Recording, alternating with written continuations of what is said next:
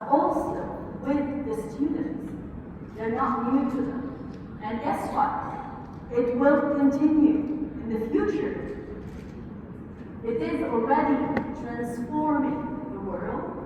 I came across this job post not so long ago, and I was amazed.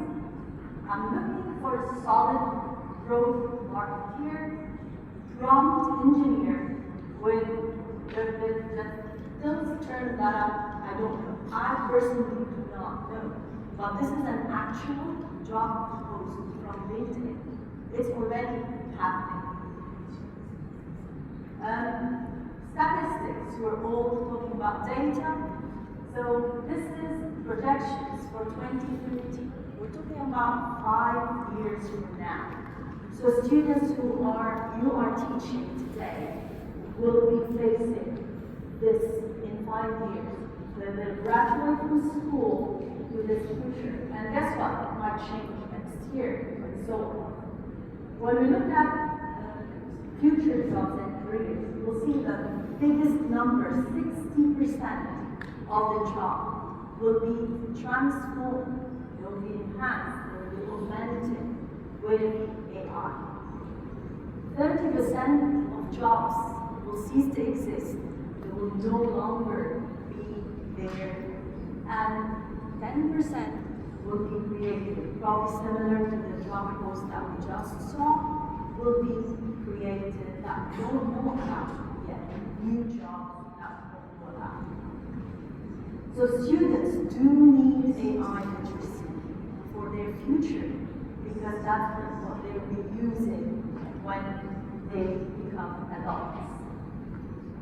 So the use of AI should not be the focus, because AI is developing, it's evolving, what we learn today might change tomorrow. The focus should be on the student. This is what we're all here for. We are in this system for the student. So we need to step into their shoes and see it from their perspective. Our aim is to equip the students with the skills they need to interact with AI in a safe and responsible way to enhance their learning. Deciding on the curriculum is something that they need to do literacy, they need to do numeracy, they need to do X, Y, and Z. AI literacy needs to be there as well, because they will be using it more than anything else they use in any specific area. In the summer, I had the opportunity with Mr. Mohammed Shetila, who's here in the audience today, to run Google AI Summer Bootcamp.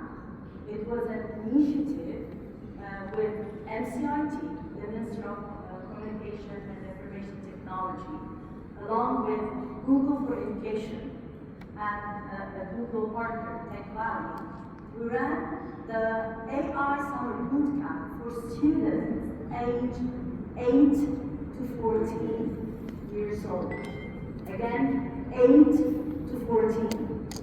So we're not talking about older students, we're talking about the younger ones. We ran together 12 boot camps.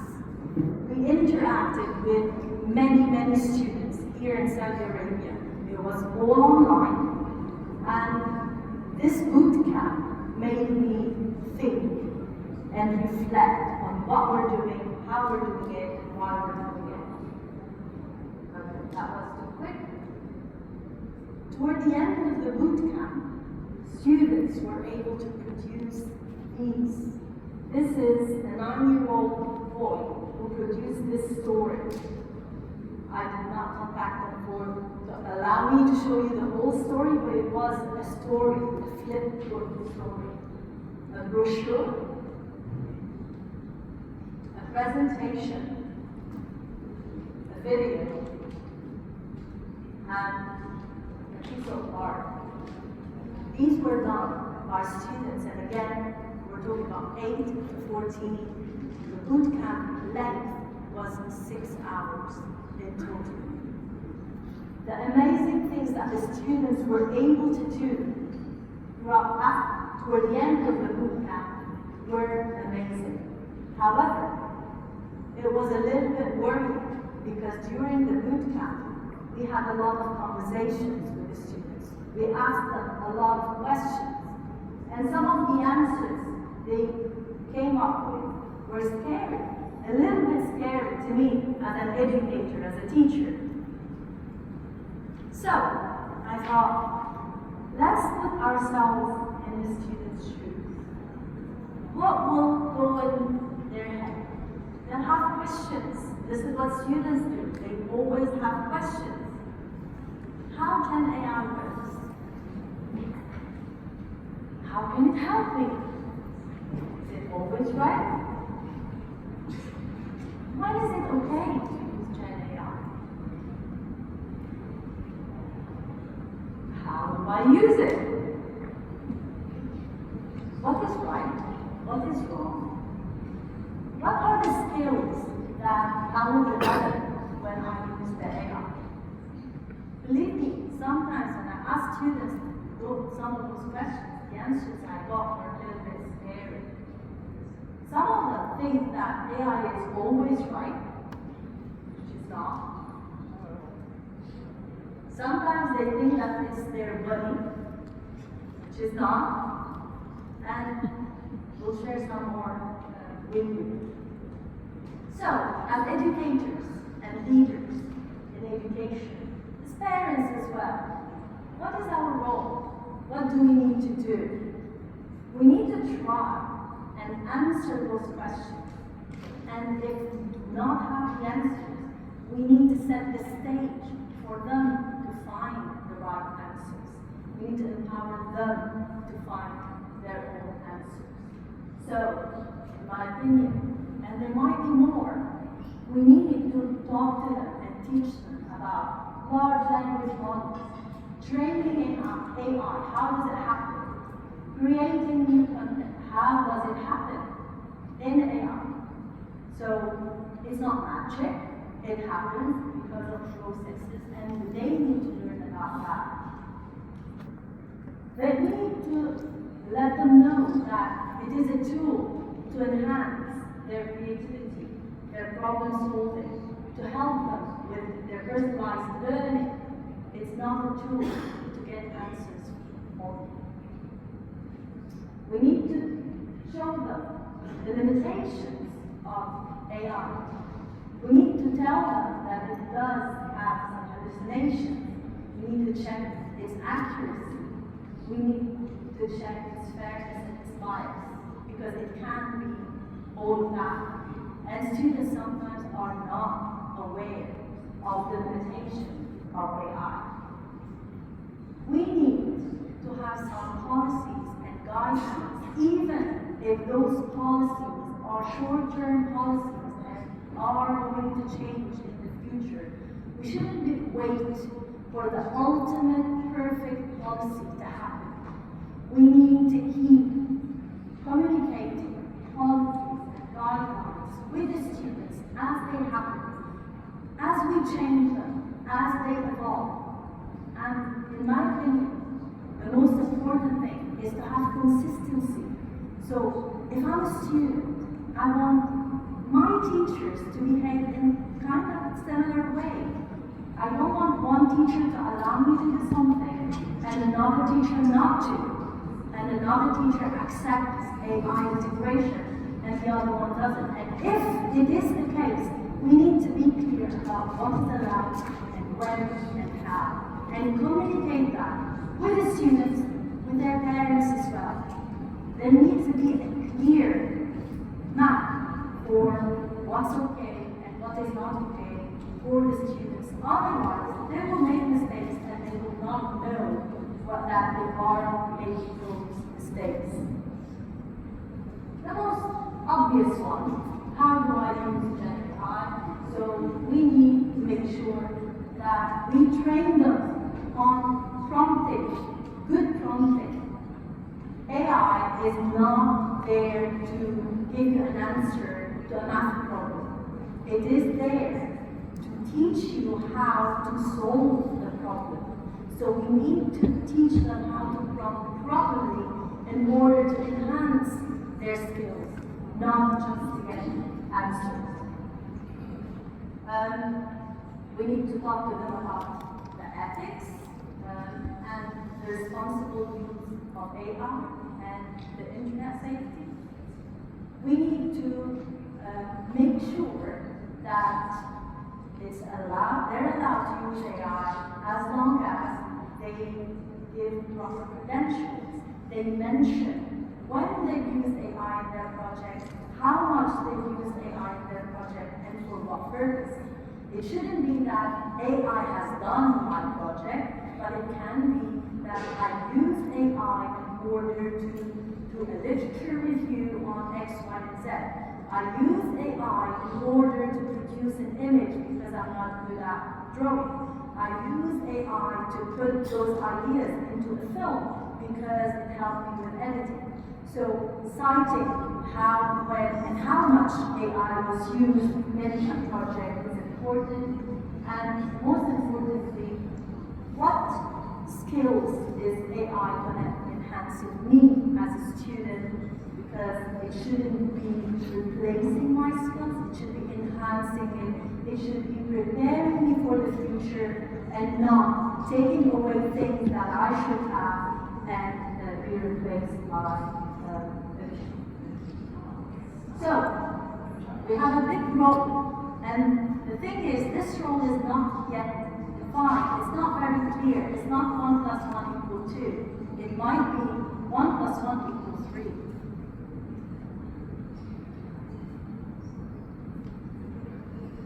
So, we need to make sure that AI is not only an answer generator, it's way beyond that.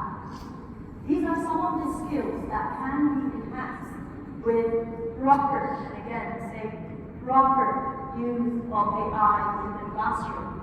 It can enhance creativity and idea generation. It can enhance critical thinking and evaluation. It can enhance design thinking and iteration. And when I say that, it's in the students, not just in the teacher. We know that it helps the teachers a lot. We know that it helps administrators a lot. But what we want to focus on is how it's going to help the student. Simple prompts can help the students do all of that. And these are some examples of simple AI prompts that the students can use. However, if we want to teach them better prompt, better structured prompt, we can do more than that. If we use proper way of prompting, an example is PARTS, which is used by Google for Education. PARTS stands for persona, aim, recipient, theme, and structure. And I give a live example of how a student can prompt AI to help them enhance their learning. Persona identifies the role that you want the AI to be for this specific request. For this one, I asked AI to be a biology teacher. So you are a biology teacher. For this one, I use Gemini. So Gemini, you are a biology teacher. The aim is what you wanted to do for this specific prompt, for this specific request or task. I need you to explain DNA replication. So this is a topic that the student is struggling with. And the student is actually prompting AI, asking AI to be the biology teacher, giving it the topic that the student is struggling with. Who's that student? Who's the recipient? Who am I explaining to? It's a high school student, so I'm the high school student, and AI is explaining to me, I'm the recipient. And the theme describes the desired style. You like long paragraphs, short paragraphs, you want a video, you want a visual. What do you want?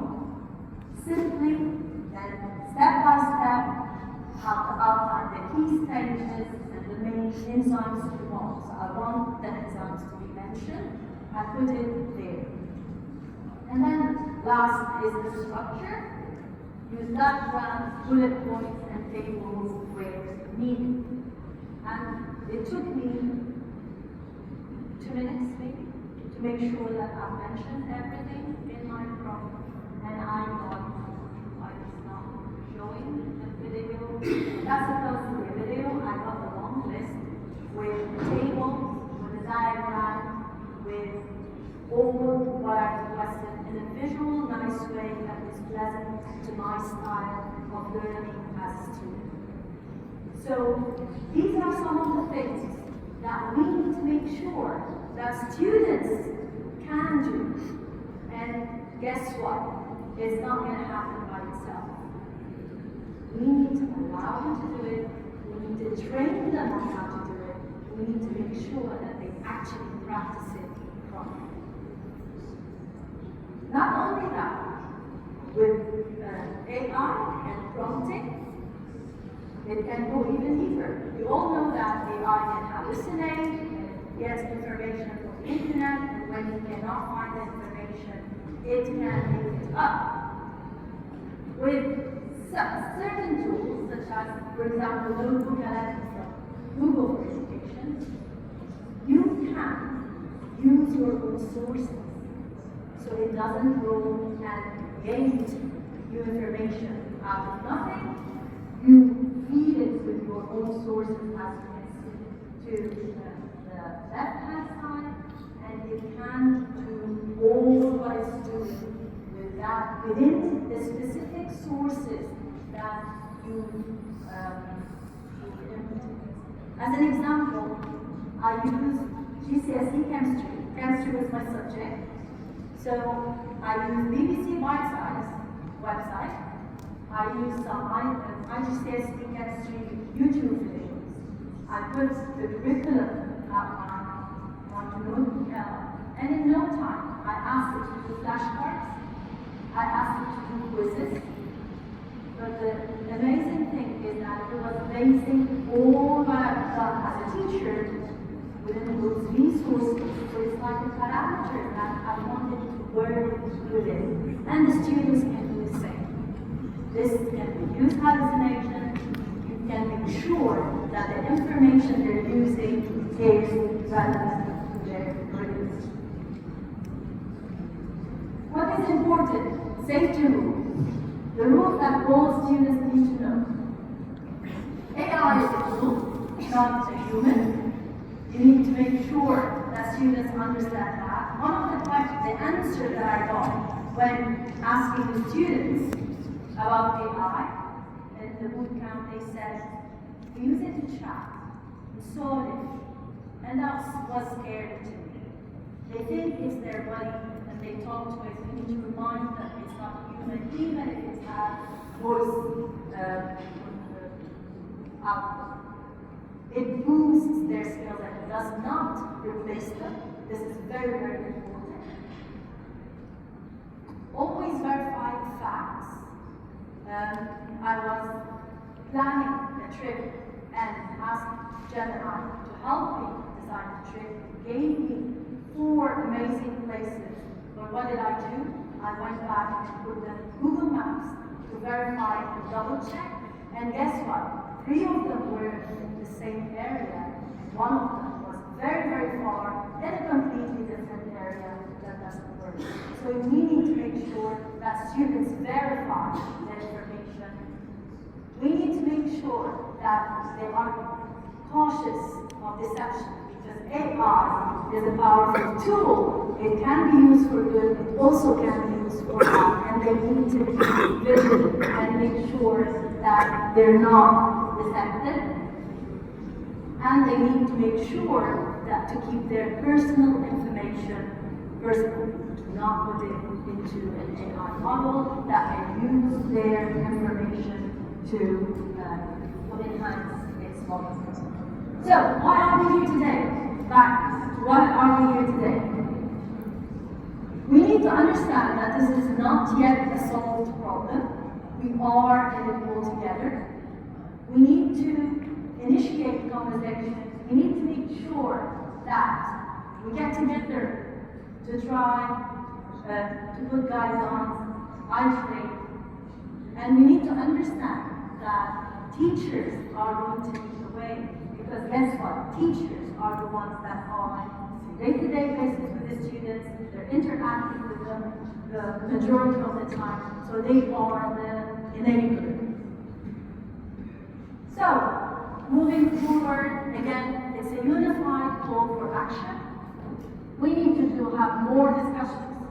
We need to have more workshops, more book camps. We need to have guidelines. We need to get together in order to get these rights. And we might not end the day today with answers, but we're here to initiate the conversation. Thank you for being with me today. This is a QR code for if you want to get in touch with your name, email, phone number, and if you have any questions, there is a place to put your question, or if you have any suggestions, we welcome your input. Thank you so much.